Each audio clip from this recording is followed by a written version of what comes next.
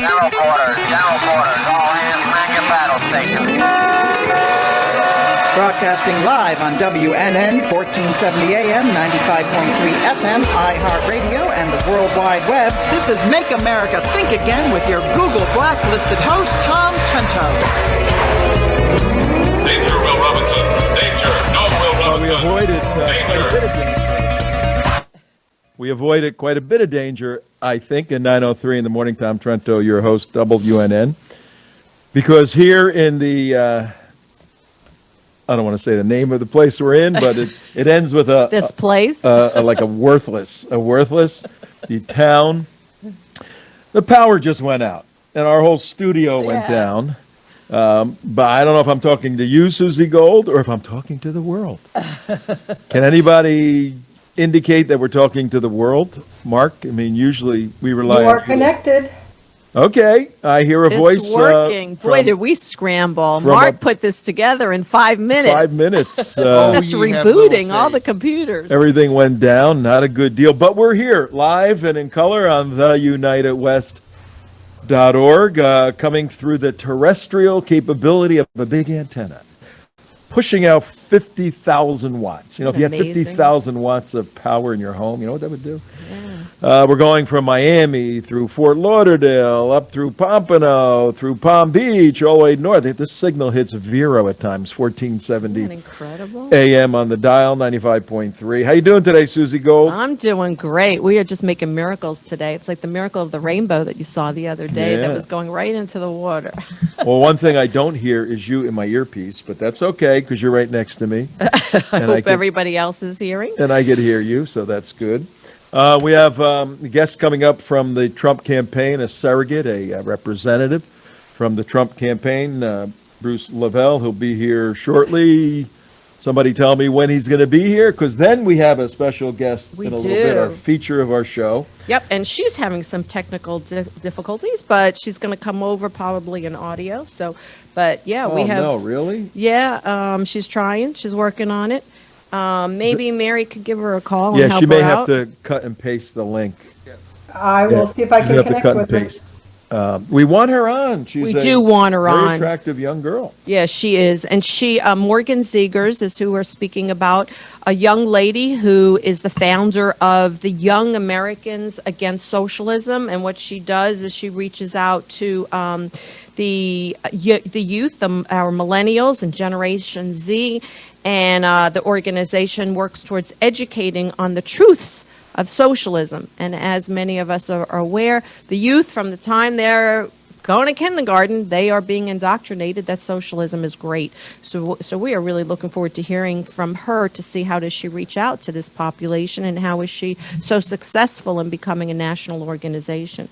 So that's going to be exciting. And hitting the subject of socialism. Socialism. Which is where this whole Democrat Party is going, folks. Yeah. We know that. And, socialism, the socialists say, basically, vote for me. No, they just say, we're going to take over everything and we'll give you a utopia. That's socialism. And they use force usually. Democrat socialism says, you know what, vote for me and we're going to take over everything and we're going to give you a utopia. Sometimes they include a vote in there, and people are stupid enough to vote for it. But you know what? 3 years ago today, and it's interesting how the world and the news cycle is so complex, chaotic, and emotional. Most people forgot the name Stephen Paddock. Mm-hmm. Stephen Paddock, 64-year-old Stephen Paddock. Mm-hmm. 10 p.m. this evening, did his dastardly deed in Las Vegas. In the, I think it was the Mandalay Hotel. Mandalay Bay Hotel. Mandalay Bay Hotel in Las Vegas. He had an arsenal up in the windows. There was a country western festival going on, music festival. And he started unloading into a crowd of thousands of people. Killed 60 people 3 years ago today, Stephen Paddock. Injured almost 1,000. Yeah, what was it? 867. 867 people. Yeah. I mean, he was just firing like a maniac.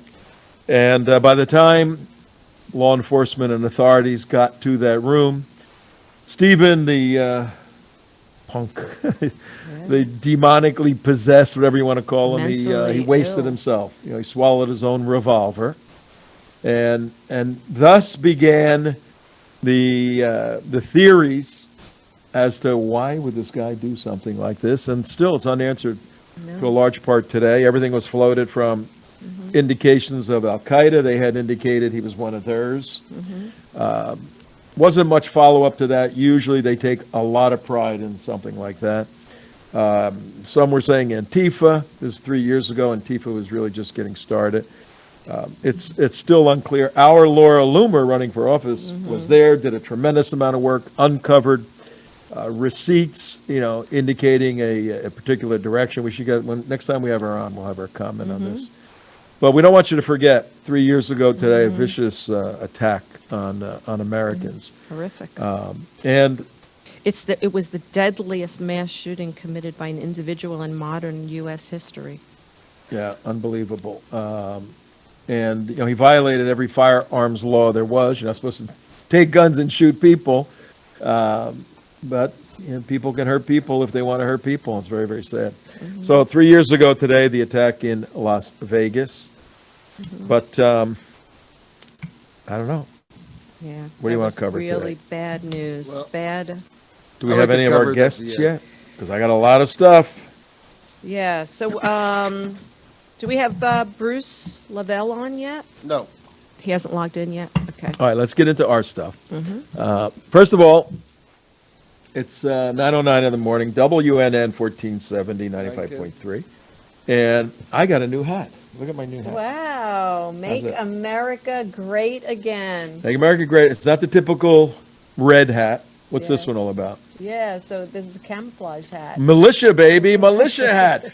White supremacist. Everybody's a white supremacist that believes in the Constitution nowadays. This is a hunter's hat.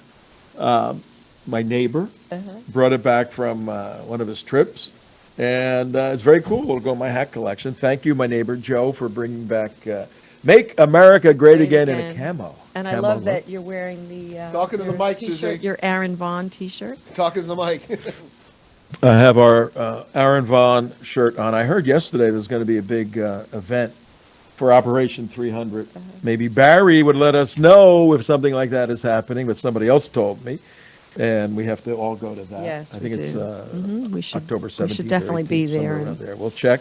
But remember this? We were going to read it. Yes. So, we get some great letters, messages, emails from our listeners. And I'd love to read this one particular one, although we get many more. But Excuse me. You need these, Mark? You left your glasses over here. You do need So them. this listener sent to us a beautiful note, a handwritten note that's to us, to the whole team, saying that I have been a Steve Kane listener for over 15 years, and I truly love your show. So glad that you're on right after Steve and Brian. Keep it up. And she goes on to say that she came to the Jexit event last week, which was actually at this point I think it Come on was in. 2 Hang weeks on. ago. Say hello. Come on. Say hello. Come on, Mark. Come on. Say I hello. want to say hello. He didn't do his hair and makeup today. And he's not wearing pajamas today. He's all dressed up for us. Come on, you're all dressed up. Okay, go ahead. So this particular this listener said that she attended the Jexit event, which was last week, and it was wonderful to see the huge support, which it was very, very well attended. Every seat was taken.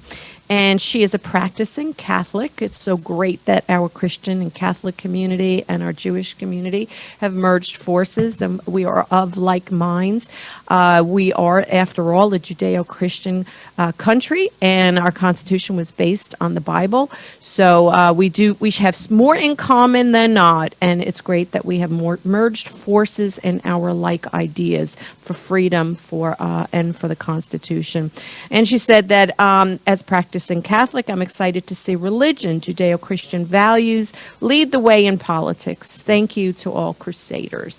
So thank you very much to our listener. I'm not going to say her name because she didn't give us permission, but thank you for your messages. And please Keep them coming. Yeah. We love getting your emails. We love hearing your comments. And there was a donation with that. And we did get a Yeah, we got a donation. nice little Yes, donation with yes. that. And people are going onto the UnitedWest.org site, clicking on the donate button to make sure that we are getting funds. Not nearly what we need to continue, but I trust in God, and I trust that that God works through all of us, and that we will get to the donation. So thank you to all of those who have pushed the button, and I look forward to more coming in.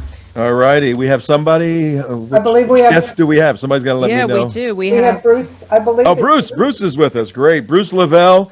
Hi, you're with Tom Trento and my partner here, Susie Gold. Good morning, Bruce. This is the first time I believe we've had you. Is he by video or just audio?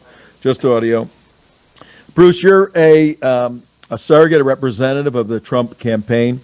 We do a show 9 to 10 in the morning. We follow a big, very popular morning drive show. We're broadcasting on radio from Miami all the way north through Broward, through Palm Beach, covering millions of people. And on iHeartRadio Live, we have a significant audience. And it's mixed. These are the three counties down here, Bruce, that usually go blue. And the Republicans try to just decrease that number every year because essentially the rest of the state is a conservative state. But give us an update on the Trump campaign, particularly if you have any insight into Florida. And we know you do in Georgia. And one of our operators running the board here is in Georgia right now. So you're kindred spirits from the great state of Georgia. But welcome to the show, Bruce Lavelle.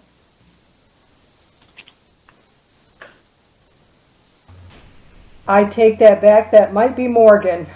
My fault. Welcome to the show.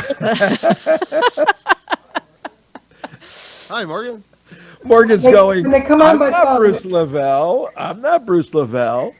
Okay. In our debrief today, we have to have a little better instructions on the Well, screen. they don't here pop or up on the somewhere. screen. If they come in by video, their name pops up. But if they don't, they just call in. 9:15 in the morning, and the hilarity never stops here. We're so happy that you joined us, Morgan. So happy to have you on. First of all, let me introduce to our audience that Morgan is the founder and president of a national organization called Young Americans Against Socialism, where she and her entire organization educates millennials and Generation Z about all the dangers and ills of socialism. So tell us about the organization and tell us about what you're doing to make sure that you shed light on this very significant subject. Yeah, well, first of all, thank you guys for having me on. I really, really appreciate the opportunity to just talk more about this issue. Right now, I'm not sure how many people in your listener know this, but 70% of people my age would currently vote for a socialist, and 58% of people my age would choose socialism for the future of the country. And so those numbers, when I saw those, I was startled. I was embarrassed, and I felt all these different emotions because I was just shocked. I thought that everybody my age knew the basics about Marxism, socialism, communism, and that those things are dangerous. And so I looked more into it, and it looks like my generation has a dangerous combination going on right now of ignorance. We don't understand the basic economics and history of socialism, and we also are really well-intentioned, and we want to help people. We want to fight poverty. We want to be there for people who are down on their luck. And so that combination of good intentions and ignorance is putting us in a really dangerous position to be used as useful idiots by the far left. And so you have these groups like Antifa and Black Lives Matter who have designated themselves as Marxist groups. And it's a very dangerous situation. So we interview survivors of socialism, and we put these educational videos of them telling their stories onto social media for our generation to learn about. Mm-hmm. So tell us about your history, and how did you then evolve into this direction to make a difference in our country? Well, my dad is a colonel in the military, and so he served in Operation Iraqi Freedom. He served on the scene of 9/11, and that alone gave me a really great appreciation for what this country was built on and a greater appreciation for history. So I didn't really grow up in a political home, but I did grow up in that home that respected that you learn from history in order to not repeat it. And it looks like that's what's happening right now. And so I went to American University, and one of the biggest stories I always tell when I speak on college campuses and to younger crowds is I talk about how I had a roommate that had a poster of Mao Zedong, Lenin, Stalin, Karl Marx, and Fidel Castro on her wall. And when I asked her about it, because those are mass murderers and dictators, she said, "Oh, I'm a communist," as if it was a cool great hip thing. Yeah, And so proud. I kind of talk to people my age about how do you go about that, talking to someone that thinks they are helping others by advocating for communism, and they think that they are more righteous and more moral than you are for being a Republican or being a conservative. And they have a poster of mass murderers and dictators on their wall. It shows the dichotomy of what's going on here, just blatant ignorance. Very ignorant. Let me ask you one question. Yeah, sure. Morgan, hi, it's Tom Trento. How you doing? I'm good. Thanks for having me on the Tom Trento Show. Sure. And we spoke a couple of weeks back, and very impressive young lady. Next time you have to come in on Zoom, video Zoom, do your hair and your makeup and all that stuff. Because we're live we wanna streaming, see you. and people want to see you. You know, we have a live stream show, and it's simulcast on the radio station. You keep mentioning people my age. How old are you? And please define for us. We're a little older than her, I think. A little, just a little. Generation X and Generation Z. What do those things mean? Tom, we're BC before computers. Yeah, Okay? before computers, right? So how old are you? And give us a context for Gen Z and Gen X. So right now I'm 23, and I was born in December 1996. And so in most situations of defining Gen Z versus millennials, that puts me at the last year and the last month of millennials. So I'm right in between Zoomers and millennials. And the situation right now is you have millennials who often get the blame. I mean, right now we kind of always make fun of millennials for being the more liberal people who, aren't getting their jobs and aren't progressing in life, and that they're leaning on the government. And now it's more so that millennials are off and they're moving into their lives. And so they're more young adults, they're young professionals in their 30s and I think early 40s. And Gen Z are the students who are now in college, who are in high school, who are coming of age. And so this is something that's so important to remember. When Bernie Sanders lost the election, or at least the primary election, he said, "I'm not really worried because we might have lost this campaign, but we're winning the generational battle." This situation of a majority of young people, both in Generation Z and millennials now supporting socialism, it's now 2 generations deep. And so when we think about fighting against socialism, obviously we have to fight back and make sure these 2 generations get the education they missed out on. But we also have to make sure that the indoctrination and the lies in the classroom that occurred for these 2 generations does not happen again. Because we're just going to have to keep doing this, keep preventing another generation and another generation of young Americans from being taught to hate this country, hate capitalism, and hate what our founding documents stand for. So we've really got to get more proactive. And I've been excited. I saw President Trump did some education reform things, focusing on more patriotic education. I think that's a great step forward. Let me ask you a question. So something that you said in one of your interviews is you said that the left is so good at emotion, that they're so good at tugging at the heartstrings. And as you already alluded to, that people are suffering and they want to go and they want to help. What do you do to counter that? And what can we do on the right to be better at the emotional component of the particular emphasis of helping others and opposing that socialist perspective? Thank you for asking that. It's one of my favorite questions because, like I said earlier, the left is so genius at marketing and using emotion. They have nothing on their side except for emotion and making that emotional deal.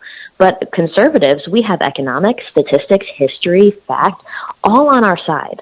And so we have this great arsenal, and for us, we're more of like, look at this supply and demand curve and look at why you cannot raise the minimum wage. But then the left goes and says, no, people deserve a livable wage. And so their term, livable wage, it's a completely ridiculous idea to raise the minimum wage to a standard high enough to crash the economy and to get a bunch of people fired. But instead, they're calling it a livable wage. So if you're against their livable wage, you're now saying that people don't deserve a wage they can live on? Are they going to die without it? So do you see how they use that really emotional language? When I thought about how we can do this and how we can, reach young people, I saw a study that said the most effective way to reach a young person with an opposing viewpoint or with an idea that they need to really understand and comprehend beyond just memorization, it's actually the peer rationale that helps the most. And so when a peer makes the case for you of why it's important to you, why it's important in your own life and in your own community. And so on top of that issue of peer rationale and the fact that conservatives aren't really the best at using emotion, I thought, what if we interview young people from socialist countries that have actually lived through it, and they tell their very sad emotional story of leaving their family, of having their lives put on the line. I've had somebody who windsurfed across the ocean from Cuba to the Florida Keys for 90 miles. And so these really powerful emotional stories are undeniable truth. The left always rejects truth in order to push their socialist narrative. This first-hand testimony is undeniable, and it's coming from a peer-to-peer source. So those are two really key parts.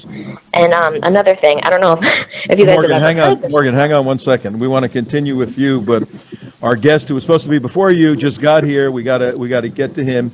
You hang in there. I saw the video that she's referring to. They do fabulous work.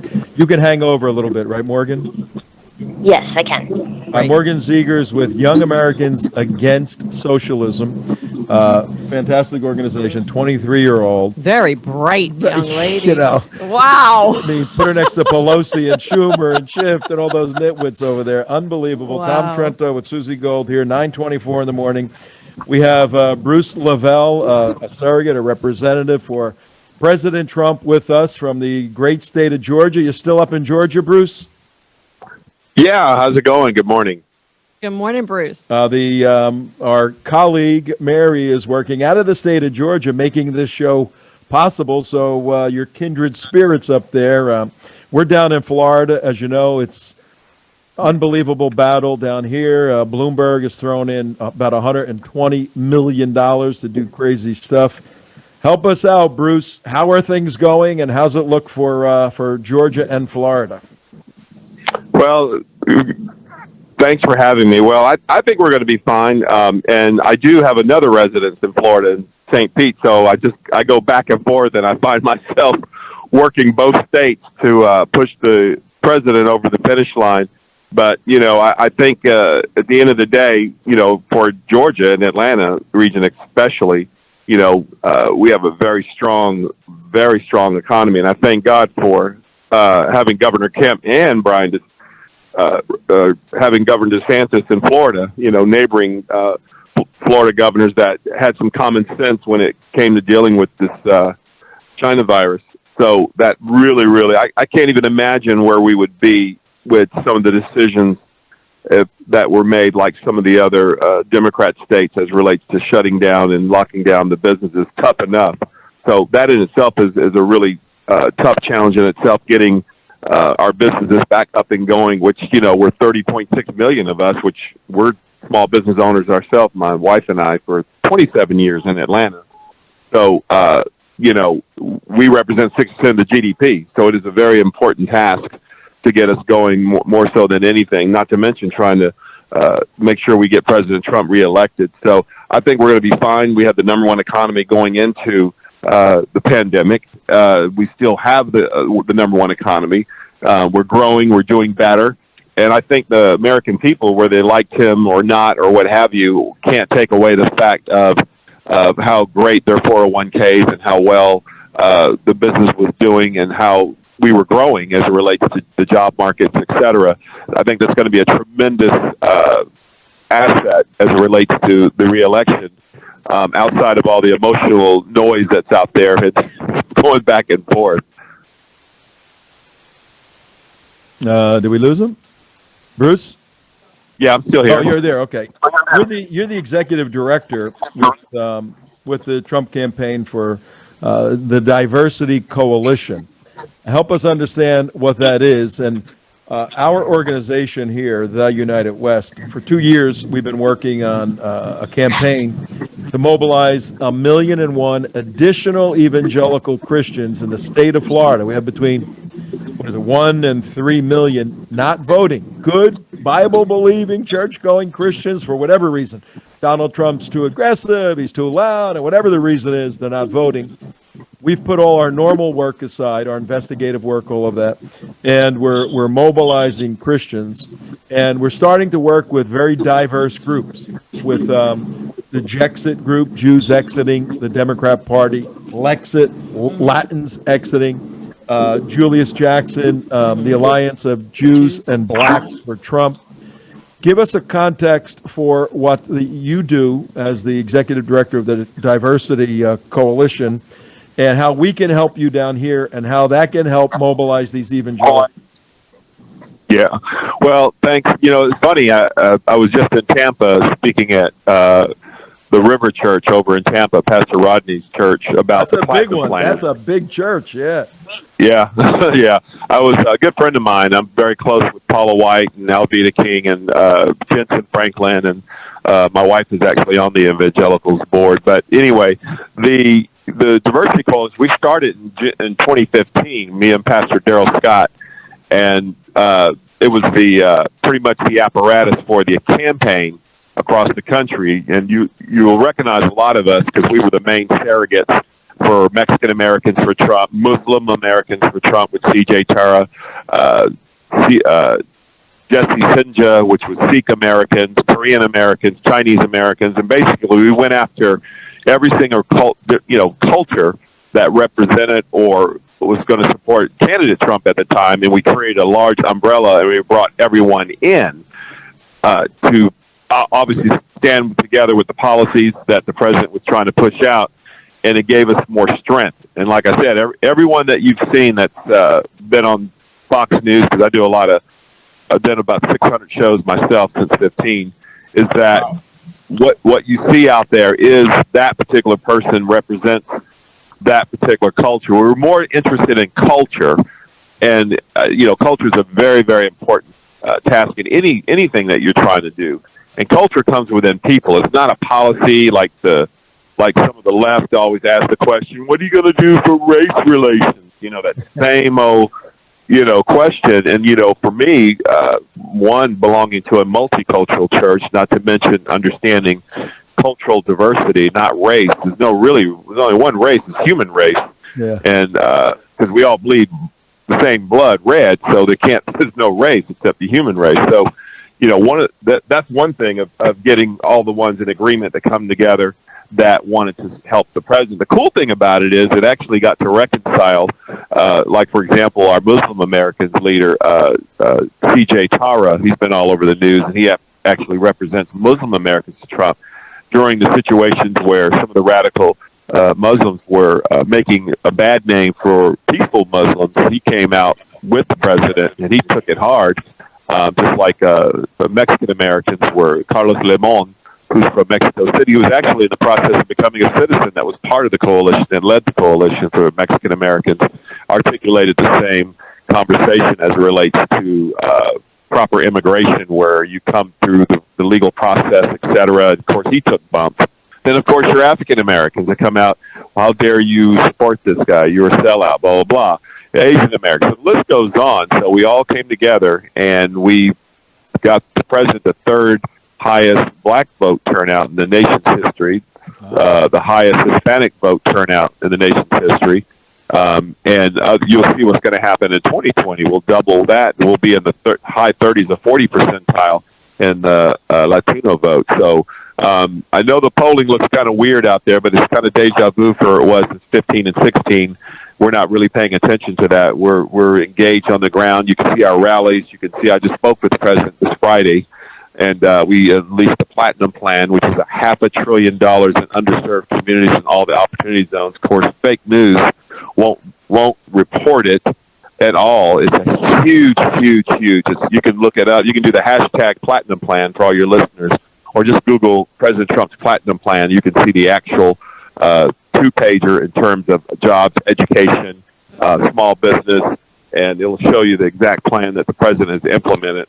Everything from private partnerships, from clinics in underserved communities, everything from using a light bill, water bill, your rent as official credibility for all the young people. I know there was a young lady on your call here.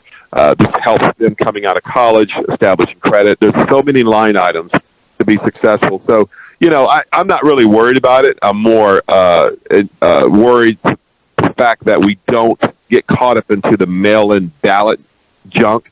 That would be a disaster. Yeah. We can go to grocery stores. We can go to Publix. We can go to Costco. We can go to the parks. We can social distance standing in line at the polling locations. My father and my uncles from Atlanta are civil rights people. Alveda King's dad, A.D. King, was with my uncle in the SCLC movement. They fought the dogs, the hoses, the Klan, everything else to get to the polls. My family, historically in the 60s, 50s, would stand in sleet and snow, rain or sun, it didn't matter, to stand at the poll to get that precious ballot. That is a farce out there trying to encourage Americans to mail in their ballots when they're going to other places to get food and etc. We can, if we have to social distance for a mile around the building with umbrellas and a person that gives us water, that makes sure that we stand for hours or whatever it takes, so be it. Yeah, amen. Yeah, well spoken. And Mark, you had a question, but before we do that, Bruce, the young lady on before you, Morgan Ziegler, started Young Americans Against Socialism. I wanted you to meet her because we're all on the same team here, and she's this generation coming up that's going to carry the torch of what all of us have been carrying for all these years. And next time you talk to the president, I want you to tell the president about Morgan and her work. Morgan, say hello to Bruce. Hi, Bruce. Thank you so much for the great work that you do. Yes, likewise. Thank you. Morgan, my Twitter. Go ahead. Yeah, exchange whatever you need to exchange to stay in touch with each other for sure. Yeah, you can message me on Bruce_Levell on Twitter. Okay, I will. All my messengers are open. I don't hold anything out. Anyone can access me. Beautiful. All right, Bruce, we got one last question for you from Mark. You had a question for Bruce, Mark? Yeah, I just want to ask. I'm actually really confused about this, and I'm not trying to be a smart aleck or anything like that. Because we've been called racist and bigots and whatever. And what are they saying as far as like a racist? Is it by skin color or is it by religion? I mean, because of whatever. How is race being defined in America today? Is it strictly by skin color? Well, I think it's all the above, but I will tell you this, coming from, this is my wheelhouse, because I've probably been called every name on CNN and MSNBC under the weather. It's really generally 99% when someone says that, it's something of a fear that they have internally in themselves that they don't understand. And so when they don't understand something and they're against something that you represent, that's the first reaction. They yell at you. They'll yell that. And 9 times out of 10, they don't even know what it is. So, I hate to say it. I'm not trying to water it down, but, guys like me are so numb. It's just unreal. It literally just ricochets off because I understand it so well growing up in that quote, environment. And I have come to the realization that when someone says that or attacks you, it could be all the above, respectfully, what you just said, from race, religion, whatever. But I also know that the culprit is an internal fear that they possess inside that they don't understand. So that's their combative mechanism that they use when they don't understand. So when you hear someone call you, it's something that they, I call it stemming from a generational curse of what they've been taught, what they've been told. Old school, like, whites lived across the tracks, blacks lived across the tracks. And then, you were always told, don't go across the tracks. They'll shoot you over there. So if you grow up internally, you thinking that, then that's what you'll adopt as an adult, and you'll take that generational curse of a spirit as an adult. So you'll judge that side of the track versus using common sense and go over to the track and say, well, no, I went over here and they were good folks. It's the same thing. So, I think, unfortunately, it's sensationalized through Instagram media, and our whole new social media world has gotten it's a blessing and a curse in terms of our social media, because we can, just as well as we can spread the gospel, and we can also spread the hate, unfortunately, that comes with it, and understanding what's real and what's not. So, one of the things, real quick, I get asked this a lot, even on national TV. I had to deal with this during the Charlottesville deal on Jake Tapper's show, and I did it on Chris Cuomo. And they kept constantly asking, well, what's the president going to do on race relation, the governor? And ladies and gentlemen, that's not the governor or the president's job. And reconciliation comes from ask yourself and look in the mirror. Are your friends segregated? Are your friends one shade of color? Are they all black? Are they all white? Do you belong to an all-white school? Do you to all black school? Do you socialize only with black Americans or white Americans? And if the answer is yes, then it's you. No, that's our point here. You know, we have Susie Gold is an observant Jew. I'm an evangelical Christian. Others here are Christians and serious Jews. And the core solution for racism is in the heart. If you view a human being with the imago Dei, the image of God, race is irrelevant. There's the connection. That's the ultimate solution. All this other stuff is window dressing. That's the message. Yep. And Bruce, believe it or not, that's what the president believes. I know for a fact. That's tremendous. He needs well, to I'll tell you what color. Yeah. Get him I'll tell you what say, color he does see. He does see green. Yeah, that's true too. But get him to say on camera, look, everybody has the image of God in them. You want to solve racism? Look at the image of God. He's already said that. He said in the State of the Union. He said it in a lot of his speeches. He needs to pound it. You know. And but you Bruce, know what? I'm sorry to interrupt you, but you know, I'd like to speak to our Jewish listeners and remind them or educate them on Donald Trump's family that his grandchildren are Orthodox Jews. Yeah, I know. So you know, I don't know that they know that. Hey, Bruce, before you leave, I want you to take 30 seconds or so and give an admonition to the evangelicals down here who are on the border, whether they're going to register, whether they're going to vote, to get them out to vote on November 3rd. Yeah, well, I can tell you that I don't know how many folks come on your show, but you have someone that knows the president personally. When the president sees me, he calls me the friend, and I'm a friend before. A friend after he's president, friend before he became president. I know him well. I'm world traveled. I'm 56 years old. I know what racism is when I see it. This is nowhere in the president's heart. Yeah, he's a little brash, but I'll summarize it real quick with this. In 2015, we were at one of the first meetings up at the Trump Tower, and we had three pastors that didn't know each other. Spoke prophetic words about candidate Trump becoming president, and neither one of the pastors knew each other. They never met the candidate Trump. That was the first time. There was 100+ of us in the 26th floor in his conference room, jammed in there, 2.5 hours, and each one of them said they had written down Isaiah 45 months before the meeting, and that God said that he was going to be the president. And another pastor from Virginia rose up with like a deer in the headlight and wrote the same thing. Another one to my left from Alabama opened up his and said, I had written this too. It was a bone-chilling experience in that room. Wow. And then he said, he will be the Cyrus of this generation, and he will be the brash ruler that will have the walls and come against the very things that oppress the nation, especially trying to oppress the faith base. Mm-hmm. Now, I tell this story, it gives me chills every time I said. I spoke this in Pastor Rodney Brown's church in front of 3,000 people Sunday.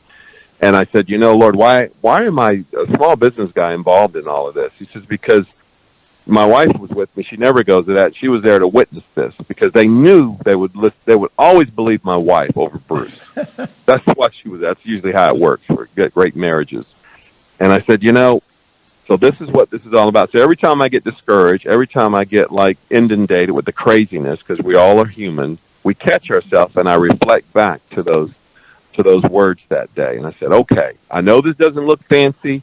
I know this doesn't look like speaking this way and stand this way and walk this way as what a lot of us want to put in the way we want him to be, which is not who he is. This is what motivates me. The fact that he signed the Johnson Act to protect the pastors in their pulpits to speak the truth, and the great rabbis in their temples, so they can speak the truth where they don't have to be oppressed. That Johnson Act protects that under that 501(c)(3). See, people forgot about that. He signed that order in January 17.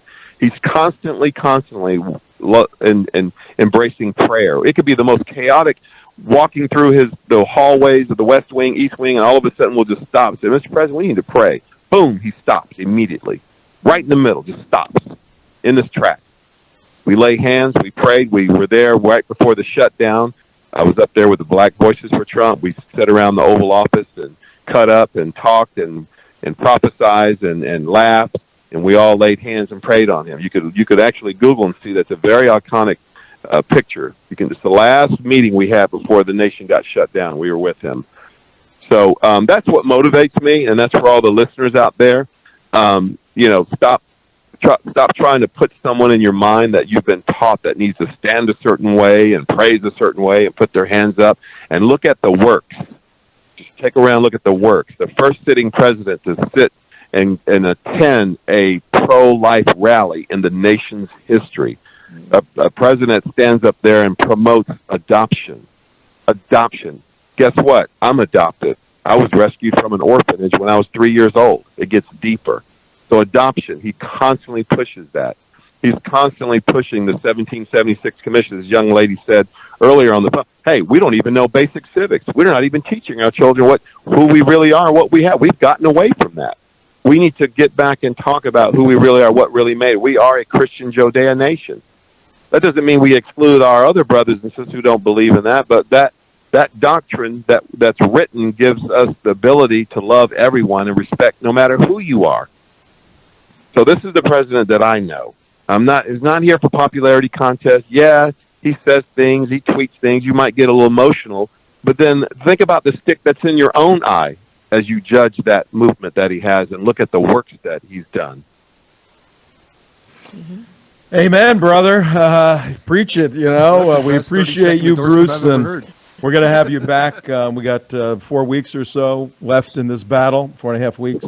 God bless your work. Stay in touch. We'll try to catch up with you next week for a report. And anything we can do down here in South Florida, moving the evangelical community, conservative Jewish community, you contact us and we'll make it happen, all right? Thank you. Blessings. Thank you Y'all have for a good coming one. on, Bruce. All right, take care.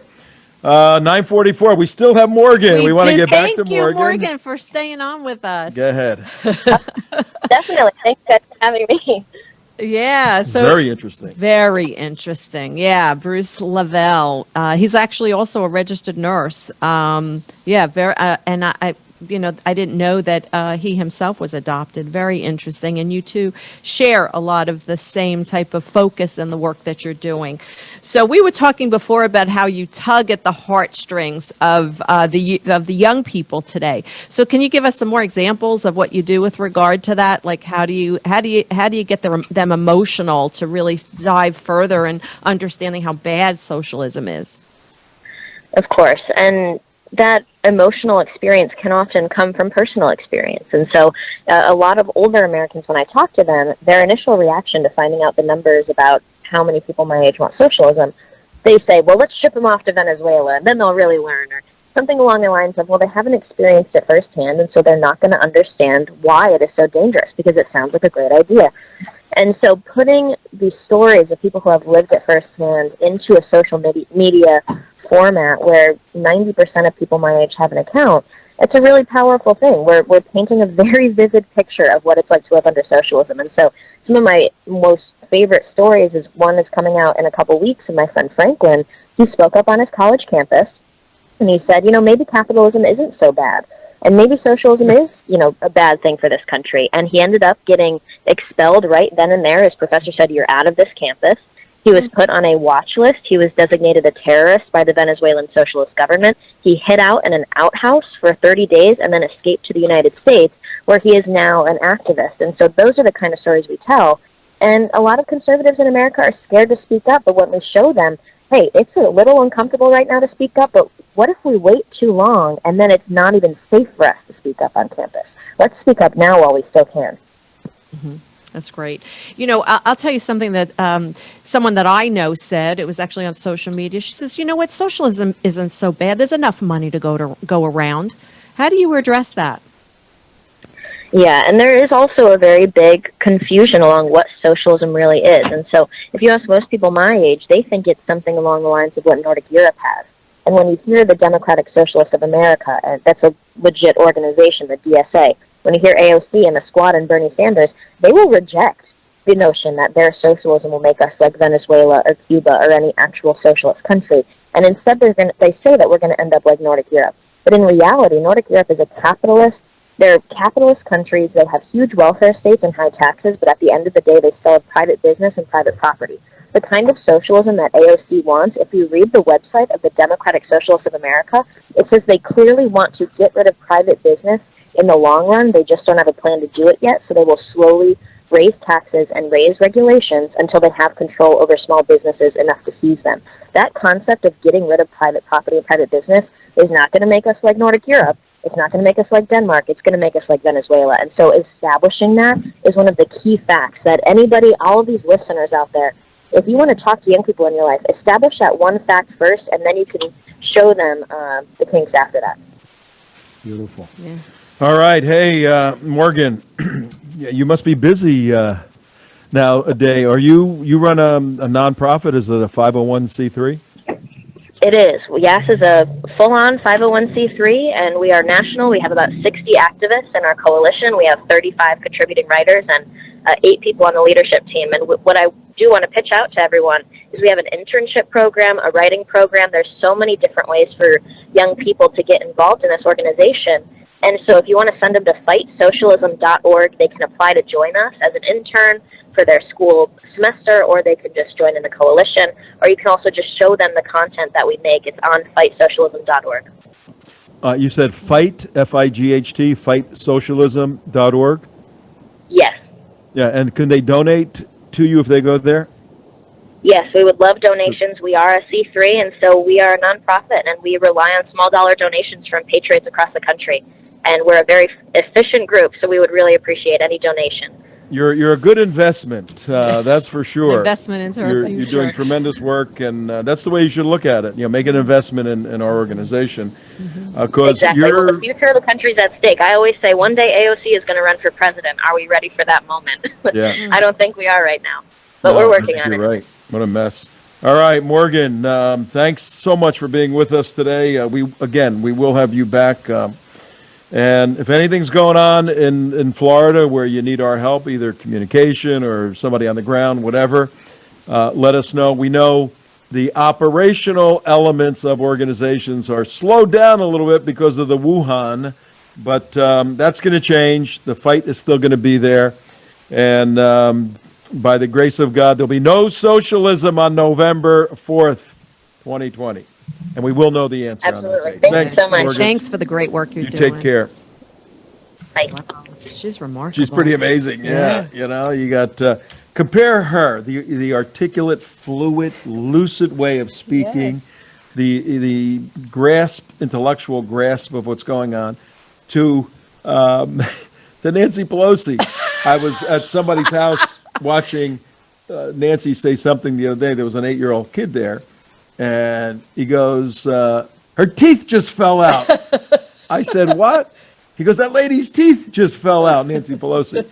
And so I went frame by frame, and she was talking, and she went and sucked her dentures back up. Oh, no. He saw it. This little kid saw that quickly. But even if her dentures are polydented in, she's incomprehensible at times. She doesn't make sense compared to sometimes Morgan she's Ziegers, been drinking too much. who's brilliant. All right, well, we got a couple of minutes left, but we got a lot going on. Let's do a little housekeeping here. Well, I'd just like to bring up one point about this last girl. We have... Tom, I'd like to bring up one point about this last girl. we can't hear you. I said I would like to bring up one point about this last girl. Is just to give a little word of encouragement to people out there. 5 years ago, 10 years ago, there were no girls like this on campus fighting against socialism. There were no lower loomers. There were no these type of people. So it's actually getting better in that realm, and that's just a little ray of sunshine, that's all. Yeah. It's great to have young people come forward and to be as articulate, bright, knowledgeable as Morgan is. And let me make a prediction. If Joe Biden wins on November 3rd, this young lady's life her life is in danger. Yeah. Her life is going to be in danger anyway, because she's going to be very, very effective and on the leading edge. But if he's there with the acknowledgement of Antifa and all of that as part and parcel of the Democrat movement, she's in serious trouble. All of us stand a better chance with Donald Trump because there will be the rule of law. So who do we have tomorrow? Yeah. So tomorrow we have a great show again. Rudolph Tinkle will be joining us. Oh, yeah, sure. That's going to be interesting. You think so? Is he going to make it? I got So. He $5 says in he's that coming one, on. He was supposed to come in on Monday, did not join us. So we're hoping that he will come on tomorrow. And he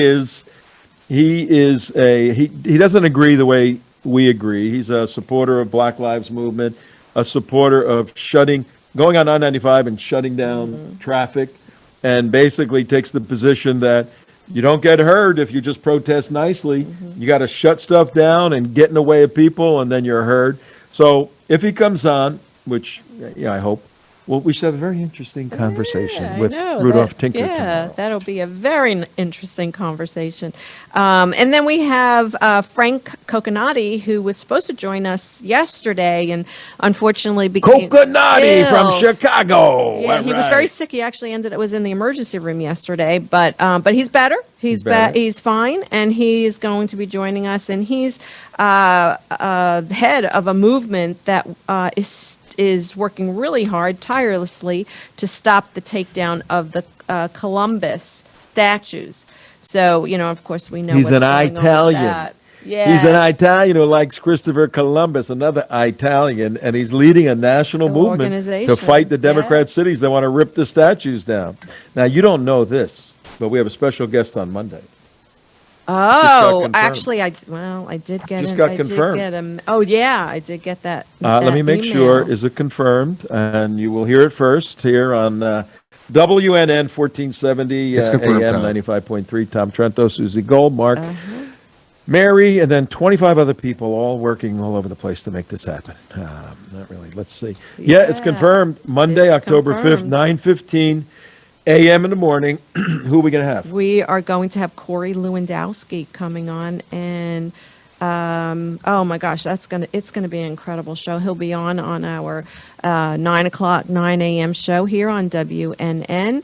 Dr. Jane Ruby's a friend of Dr. his. Jane Ruby She put is it a good together. We'll friend. have her here for that too. Yep. So So that's it's going gonna to be a great show. Monday. Yeah. Find out what Corey's doing.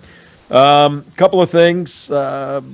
I have my Aaron Vaughn Operation 300 shirt on right now. Mark, you got yours on?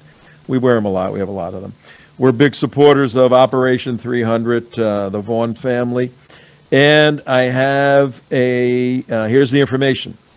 This is open to the public. Operation 300 Red, White, and Blue Bash on October 17th, which is probably a Saturday, right? Help me out with that.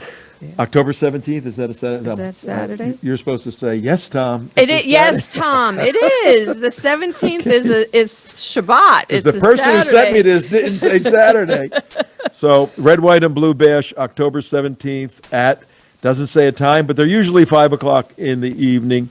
They are a phenomenal evening. They cost, I think, $100. It's all donation to go. They have an auction there. Mark usually blows his weekly non-pay in some emotional thing, but it's a great time. Couple hundred people, supporters of the United States of America, supporters of the Vaughn family. So it's Shabbat, so you won't be with us. I won't be able But to we'll join, but I know that I'm going to get a great buy a recap. seat, and Mark and I'll share your dinner. Okay, you got it. You did. You'll make a donation. Yeah, I always at every opportunity try and support Operation 300. Fabulous organization. Say goodbye, lady. Bye, everybody. Have a great We're week. outta here. A great rest of the week. See you tomorrow morning. See you Listen tomorrow. in. Bye-bye.